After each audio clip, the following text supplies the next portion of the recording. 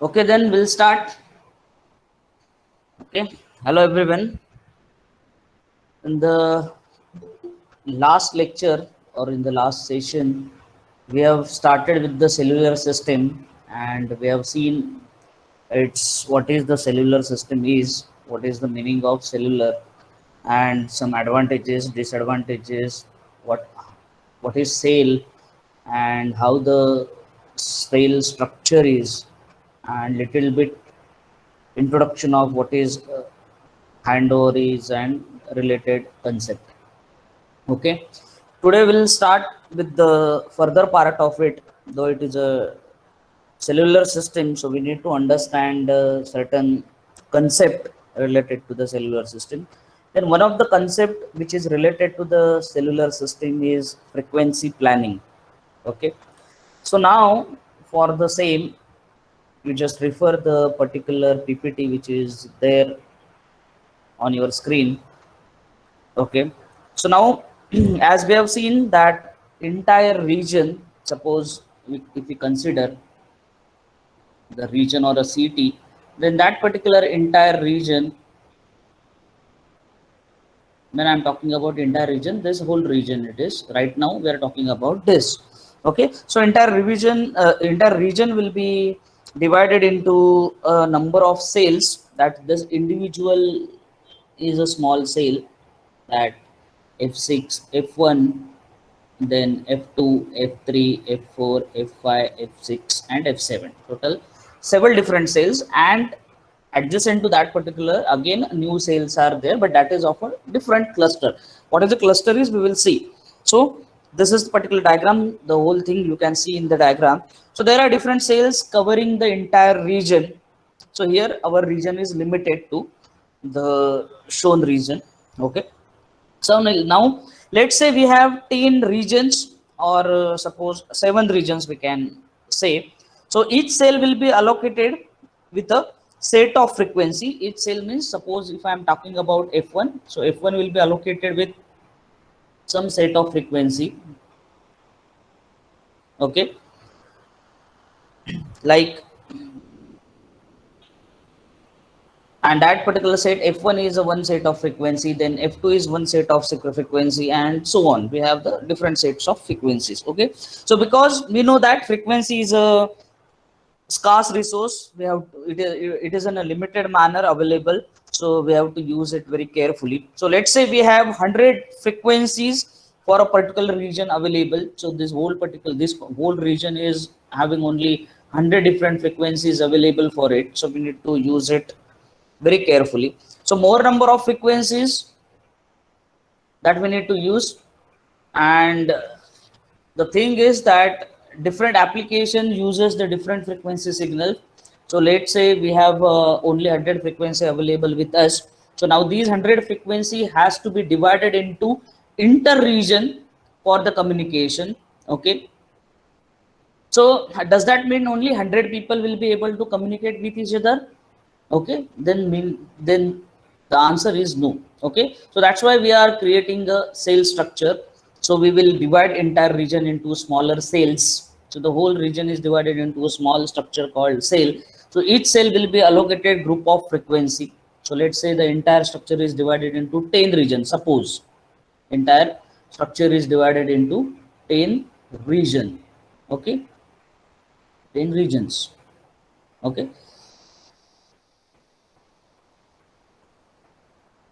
so total number of frequency availables are 100 that we have just now I have told you. So each cell will get 100 divided by 10. That means each cell will get 10 set. Okay. So 100 frequencies divided into 10 cells. So each cell will cover 10 frequency. Okay. So a proper frequency planning is required for allocating a group of frequency to particular region. Now here, no two neighboring regions should contain the same set of frequencies. Okay, and for that we will require frequency planning. Why? Because if we found out the same frequencies are available in adjacent cells, then definitely there will be a interference between those two cells. Okay, so for that reason we are using frequency planning. So frequency planning is a process of selecting and allocating group of frequencies for a particular cell so that there will not be any interference between two communicating parties. Okay, so now as I said, the entire region was divided into 10 smaller regions. Now those regions, okay, which are using the unique group of frequency will form a cluster.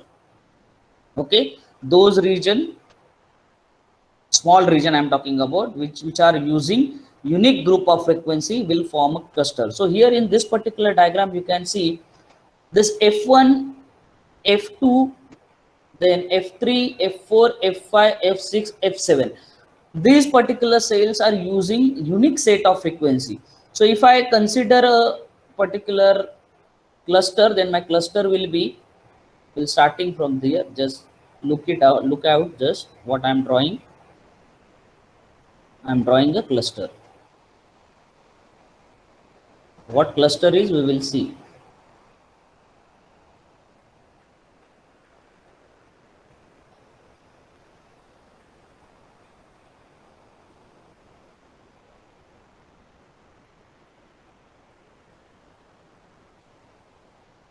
So this particular part which I have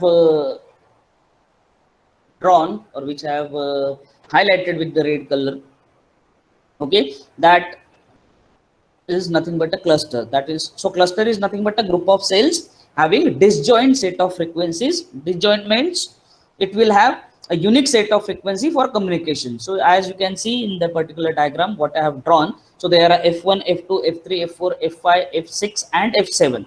So there are total 7 different cells which are using a different set of frequency. So 7 cells which are using different set of frequency f1 to f7. So again you can see all are frequencies I have drawn. Again you can see apart from that f1 is there, f4 is there, f5 is there, f2 is there, f3 is there.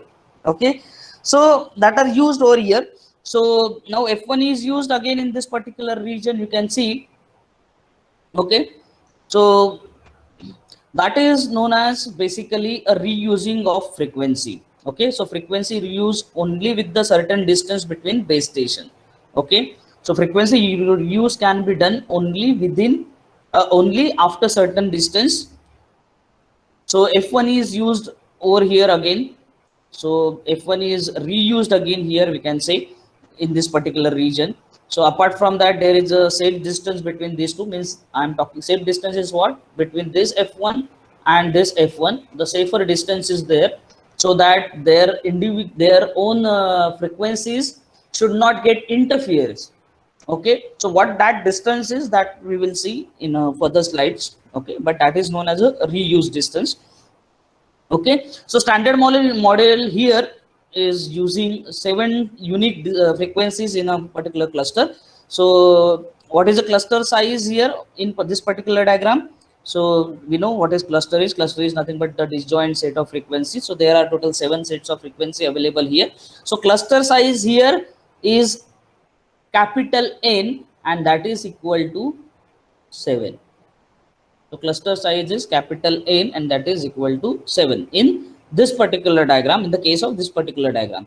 Why? Because 7 groups of frequency, unique frequencies are available there. Okay, so each group containing number of frequency, suppose let's say 10. Each group containing means each individual frequency channel containing 10 frequencies available. So we can calculate 10 into 7 different cells are available. Cluster size is 7. To total 70 frequencies available with me for communication in this particular cluster. Why? Because individual frequency channel is having 10 frequencies that we have seen earlier, and total 7 channels are there in this particular cluster. So total 70 different frequencies are available with us. So we will see this particular calculation. So here the important point is, if we understood the cluster, what is cluster is, and what is the size of a cluster here, how this particular size is made, that we will see. So then we also seen how much distance can use the same set of frequency again, that is known as a frequency reuse. And what is the standard model using the cluster size is in this particular case, we use the size of 7. means cluster size is 7, where the 7 different unique frequency cells are available in a single cluster. Okay, so we'll see somewhat more details about the particular thing which are required to be understood. Okay, so here you can see how the frequency plannings or how the frequencies are selected and allocated to different channel or different sales. Okay, so let's see the we will see the particular concept known as co-channel sale. So we will see what is the co-channel sale and what is a cluster size defined for a particular region. Okay, so now we have seen what is the cluster size. N means what we have already seen. N is nothing but the number of cells in a particular cluster, per cluster or individual cluster. Okay, so N we understood. Okay, so cluster size is nothing but the group of cells having unique set of frequency. Okay, so in this diagram, this particular diagram also you can see total 7 numbers of cells are there: F1, F2, F3, F2, F3, F4, F5, F6 and F7. Here it is F1. Okay, so all these particular cells is one cluster because they are unique set of frequency. So in a particular cluster there are 7 different in a cluster 7 different cells are there. So n cluster size is equal to n and n is here 7. Okay, now this same set of frequencies can be used in another cell also outside that particular cluster. Okay, but at from how much distance we will be using that particular frequencies, that we will see, uh, and we will see also what is co-channel means. Okay, so in this particular diagram, the colored cell means here the colored cell, colored is blue here, a blue colored cell we can say, using F1 set of frequencies, that we can say. Here also the other, this blue one set is also using F1 set of frequency. Okay, so the distance between these two, the distance between these two is known as a reuse distance. Okay, the distance between these two is known as a reuse distance, and with reuse distance, and it is represented by capital D, with this reuse distance between two cells which are using the same set of frequency is known as reuse distance. So frequency reuse distance D is defined as a distance between co-channel cells. Again I am repeating, reuse distance D is defined as a distance between co-channel cells. Now what is co-channel cells? Co-channel cells is a cell using same set of frequencies. Okay, and cluster is a group of unique set of frequencies. Okay, so whereas co-channel cells are cells with a same set of frequencies. Remember, so now D here, D is the distance between two cells using the same set of frequency. Okay, so how much distance that D is having here? Okay, so we will see that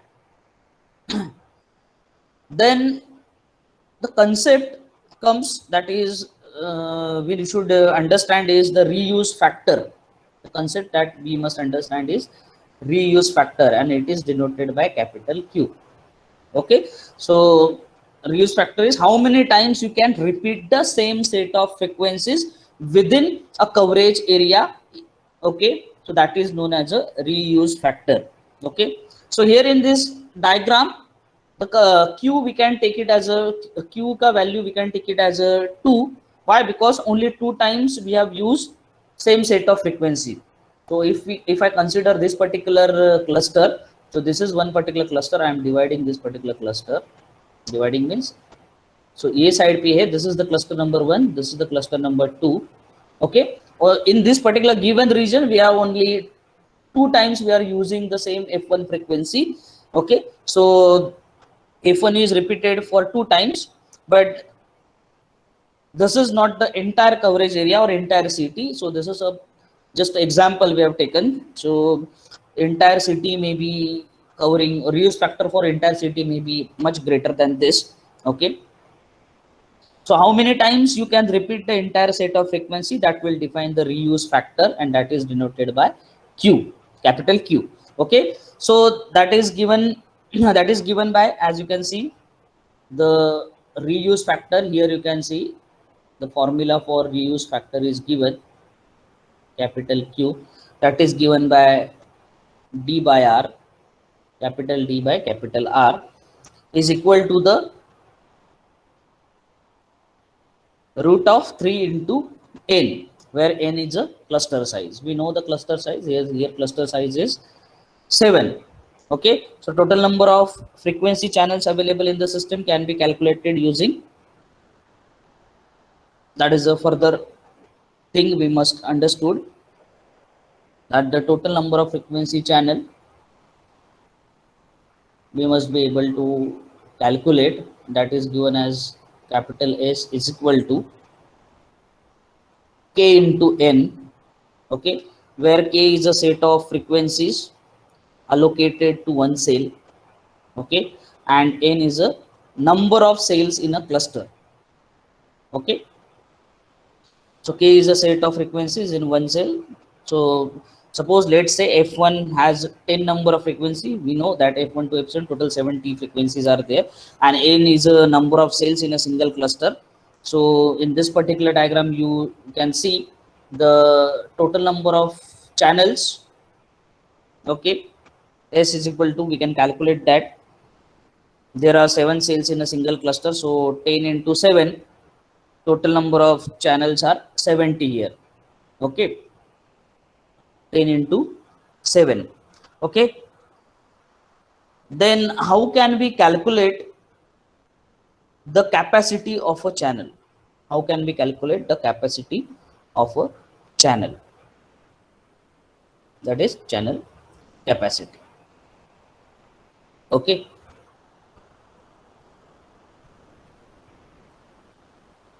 so for channel capacity, we must understood that channel capacity is the number of users or number of times the number of channels that are used by the entire coverage area or entire system. So channels capacity is given by here the form C, it is denoted by capital C, and it is given by M into K into N, capital M into K into capital N. Okay, here M denotes the number of times the cluster is repeated to cover the entire region. Means likewise, if this particular cluster is shown, this is the second cluster, likely how many clusters are there which are covering the entire region, maybe city or any other region. So here in this particular diagram, for time being, 2 cluster are using this or representing the entire area. So here the M is 2. Okay, so but this may not be the covering the entire region. So M number of times we are repeating the cluster. Then within the cluster, each cell is using K numbers of frequency. Okay, and N we know, N is nothing but the cluster size or cells in a individual cluster. So again I am repeating, M is the number of times cluster is repeated, K is the number of frequency channel in a single cell, and N is the number of cells in a cluster. So that defines the channel capacity. Okay, so what are the valid sizes of cluster? So in this particular diagram, you can see cluster size is 7 because we have used 7 cells. So that is capital N. And how this N can be calculated, and can we take any number like 5 or 10 or whatever number we want? So it is not in this case. So N is given by a formula. Here you can see the formula for N is written, that is N is equal to, a formula is given, that is I square. N is equal to what? I square plus j square plus I into j. Okay, so what is I and j? Okay, that we will see. For that I need to remove this.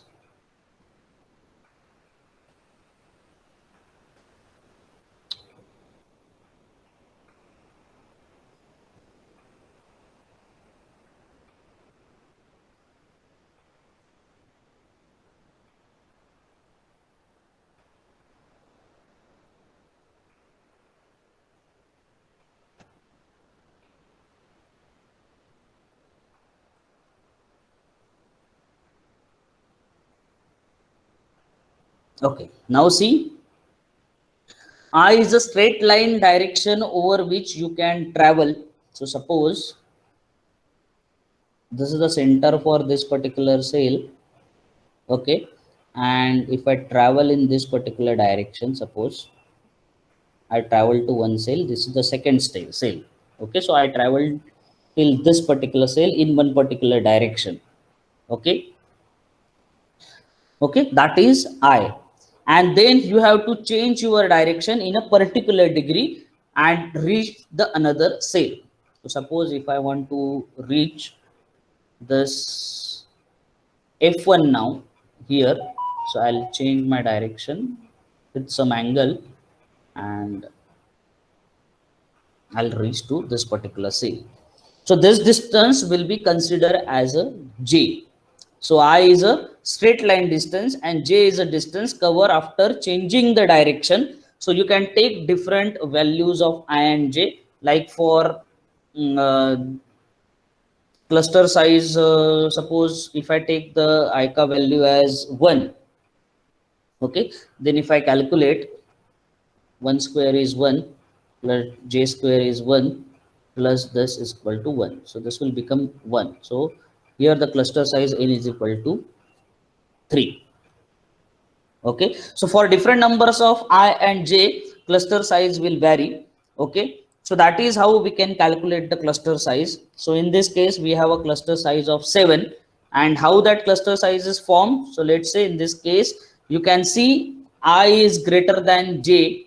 Why? Because how much distance from I we have traveled through in a same direction, that is from f1 I have traveled to f4, from f4 I have traveled to f6, means two cells I have traveled for I plus one cell I have traveled for j, because from f6 I just changed my direction, I have reached to f1 again.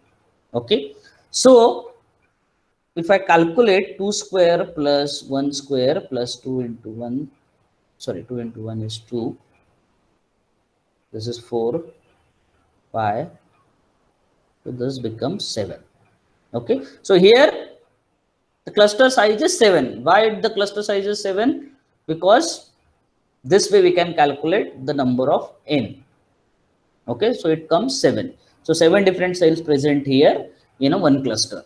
Okay, and co-channel, see here f1 and f1 present in a different cluster. So if I want to reach that particular second thing, I have to use I ka value as 2 and j ka value as 1. Okay, Sir, yes, sir, could you please repeat that part, I and J ka part, like okay. values? See here n is the size of cluster, that you understand. Yes, sir. Okay, so for that particular size of cluster, how we can compute n ka value? For that we are taking two values, the I ka value and the second one is the j ka value. Okay, for calculating I value, what we generally consider, okay, for calculating I ka value, so I is nothing but the straight line direction over which we can travel. Okay, so जितना भी हम straight line में travel कर रहे हैं, that will be the I k value. So suppose here f1 is written here in this particular cluster, f1 is here in the second cluster. So if I want to reach to co-channel f1 again, so I'll travel in a particular direction. Okay, so I have traveled to f4, I have traveled to f6, because in that particular straight direction I can reach to this. Okay, so Here I am changing my direction, we can see, and I am approaching to F1 with the new change direction. So the straight line that I am making, that is the value of I, and after the changing the direction with a particular angle, that angle is 45 degree. So after performing that particular angle change, whatever distance I travel, that will be the value for J. Okay, so suppose here it is a 7 cell cluster. So how that 7 cell cluster is defined or derived, that we will see. So here I ka value is 2 and j ka value is 1. So the formula is I square plus j square into I into j plus I into j. So 2 square plus 1 square j ka square plus I is 2, j is 1. So 2 into 1 is 2 again. So 2 ka square is 4. 4 plus 1 ka square is 1 plus 2 into 1 is 2. So 4 plus 1 is 5. 5 plus 2 is 7. Okay. So this is how this particular cluster size is developed. Okay, so we can have different size clusters also. If I take the I ka value as suppose 1 and j ka value as also suppose 1. Okay, so how will it will be 1 square plus 1 square plus 1 into 1, that is 1. So this will become 3. So the cluster size will be 3. Okay, means 3 he cluster रहेगा उसमें, 3 ही cells रहेगी एक cluster में. Okay, so this is how the clusters are made. Okay, now understand. Yes, sir. Got it. Thank you, sir. Yeah. Now how we can calculate the physical distance or reuse distance between these two? The formula for calculating the reuse distance is denoted by D. Okay, and that is given by, here you can see the formula for reuse distance, that is, it is nothing but the root of 3n into capital R, root 3n into capital R. Here n is what? N is a size of cluster. So here size of cluster is how much? It is 7. Okay, and 7 into 3, because R is 3. Sorry, n is n is 7. 7 into 3 is equal to 21. So root of 21 we need to calculate here. Okay, so root of 21. So in this particular example, n is equal to 7. So root of 21 is,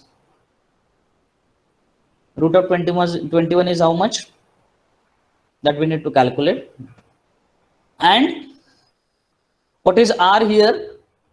R is nothing but the radius of a single cell.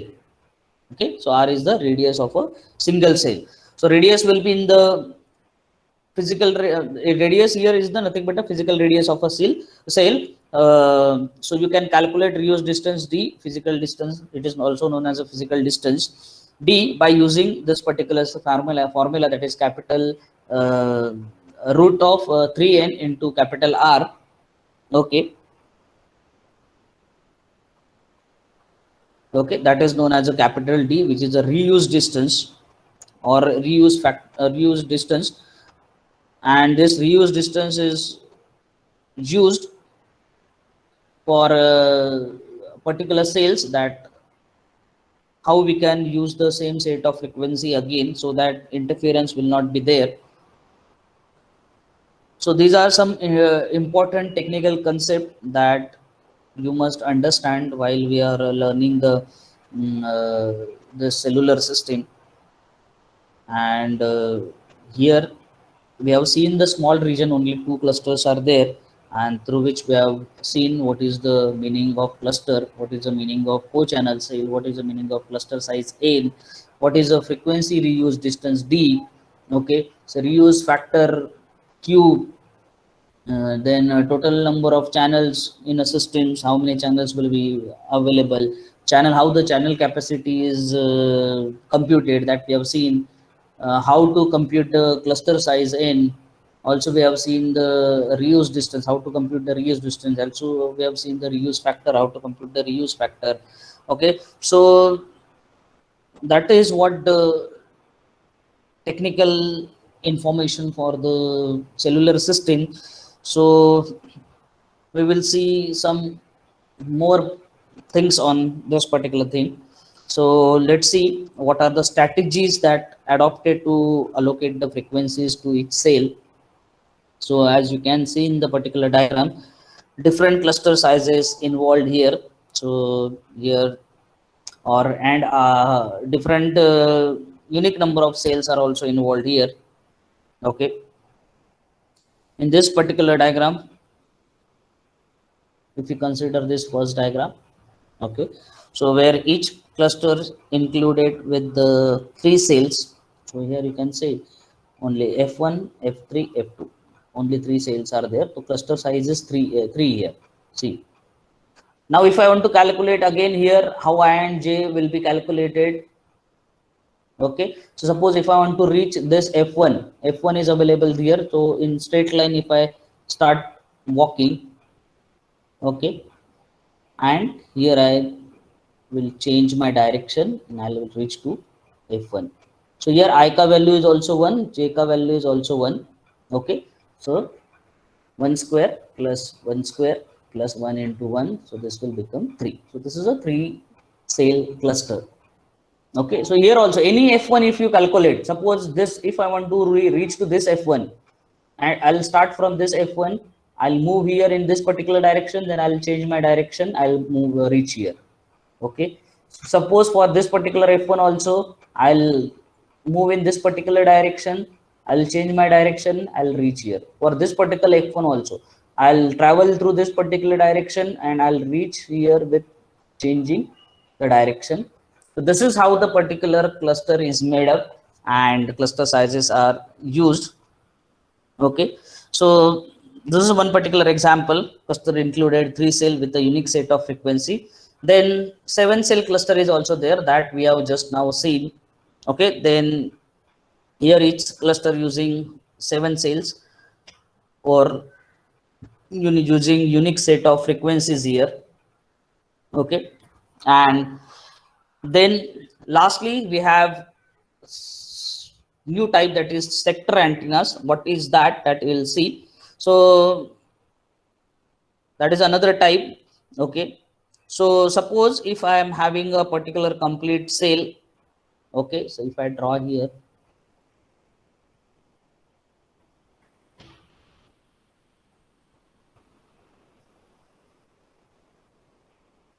this is my cell suppose.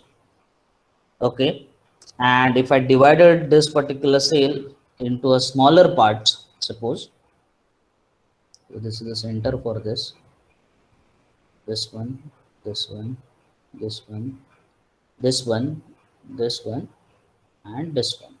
How many parts are there? 1, 2, 3, 4, 5, and 6. Okay,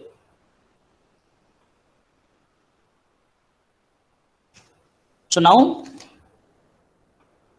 total parts are 1, 2, 3, 4, 5, 6 parts are there. So this is a 6 center, sorry, 6 sector antenna or 6 sector cell. It is known as 6 sector antenna or 6 sector cell. Okay, for that you have to use sector antenna, which will be using a different group of set of frequency f1, f2, f3, and so on. And we can use this particular kind of structure also, where we can divide the individual cell into different parts, and we'll use the sector antenna for covering that particular region. Okay, so but this is what the different types of sectors, different types of cell structure is also there. So we have different more styles also, but you are not going to get into much detail of this. Okay, so we will see how the particular channels get allocated to this particular cells. Okay, for that we will see the channel allocation strategies. So there are different strategies adopted for this. So primarily there are 3 strategies are shown. So first one is the fixed frequency assignment. That is fixed channel allocation, इसलिए उसको FCA बोला गया है. Okay, that is fixed channel allocation. So FCA stand for fixed channel allocation. In fixed channel allocation, each cell is allocated a fixed number of frequency. So that is, let's say 5 or 10. So suppose we consider each cell allocated with the 5 number of frequency. So that is fixed channel allocation, that every channel will have 5 number of frequency allocated to it. So a problem is that here in this particular frequency channel allocation is, if number of users increases in that particular smaller regions, then there will be a problem. Okay, so let's say number of users are more than 5, or if we can say number of users are 10, which will be a greater number than 5, then there will be a problem that how to allocate frequency for communications. So that is a bigger problem there. So then there is second strategy we can use over there is the dynamic channel allocation or dynamic frequency assignment, we can say.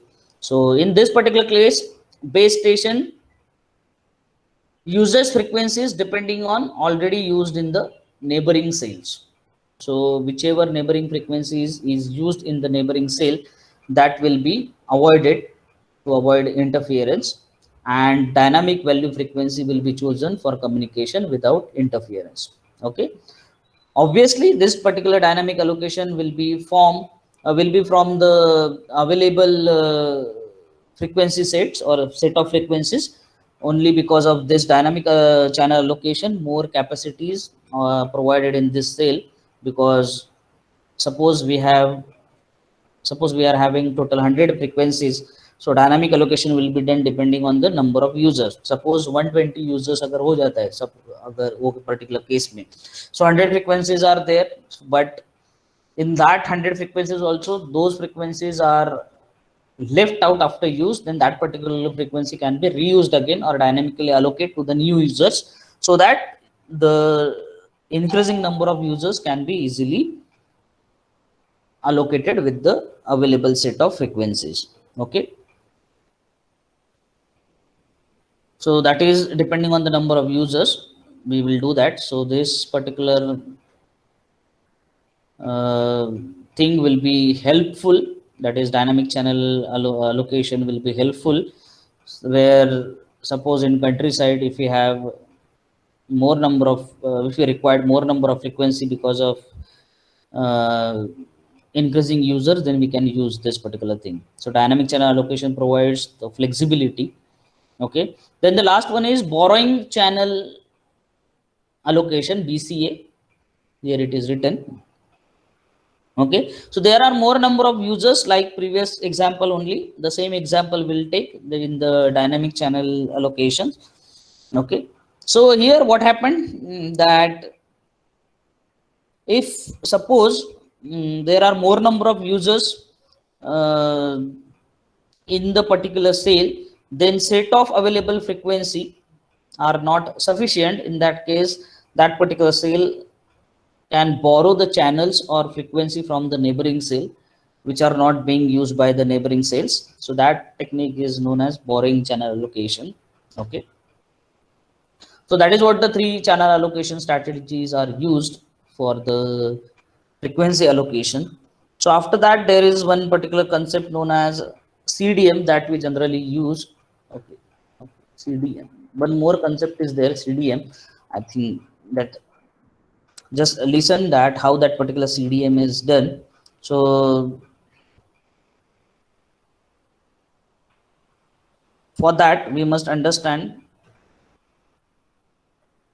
in CDM, the total number of frequencies or the same set of frequencies are used, and they are separated by codes rather than frequencies. So whole channel is using the same frequency, and that frequency is divided by or separated by codes rather than the frequencies. Okay, so users are separated by codes rather than the frequency. So it is known as channel division multiplexing or code division multiplexing, where in this CDM, the number of users within a cell that is dynamically decided, and it is explained by the concept of cell breathing. For that, we need to understand the concept of cell breathing. Okay, so now we know that for cell breathing, how this particular concept works. So we know that breathing is shrinking and expansion of a particular thing. Okay, so here in the case of cell, the breathing is nothing but the shrinking and expansion of a particular cell. Okay,